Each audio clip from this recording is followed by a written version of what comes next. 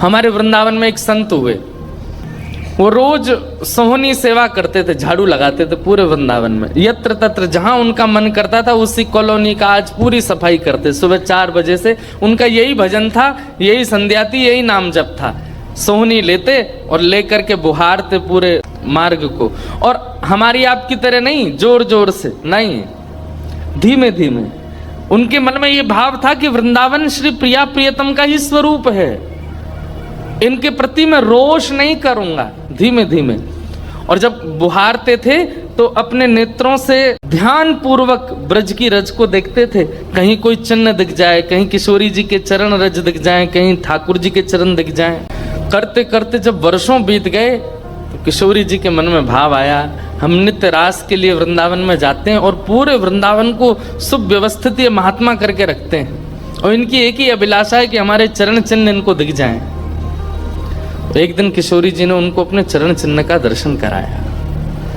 वो चरण चिन्ह देख करके उनके मन में विश्वास हो गया कि हे श्यामा जो चरण चिन्ह है इसका मतलब चरण भी है, और चरण है तो मतलब आप भी हो।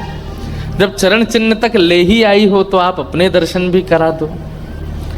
अब अगली उनकी स्थिति हो गई कि अब चरण चिन्ह नहीं, अब तो प्रत्यक्ष किशोरी जी को देखना। लेकिन हमारे ब्रज की एक परंपरा है कि जब तक किशोरी जी की सखियां अनुमति नहीं देंगी ना, तब तक किशोरी जी के दर्शन नहीं हो सकते। लेकिन किशोरी जी तो चाहती हैं कि उनको दर्शन दें। तो एक दिन किशोरी जी ने रास करते करते अपना नूपुर वहीं छोड़ दिया, और नूपुर छोड़ करके किशोरी जी निकुंज में चली गई। आप सुबह सुबह जब सोहनी करने आए तो आपको वो नूपुर मिला, और नूपुर देख करके वो आनंदित हो गए। इतना सुंदर नूपुर, ऐसी सुंदर उसकी कलाकृति, इतना हल्का उसका वजन, इतना सुंदर उसका स्वरूप।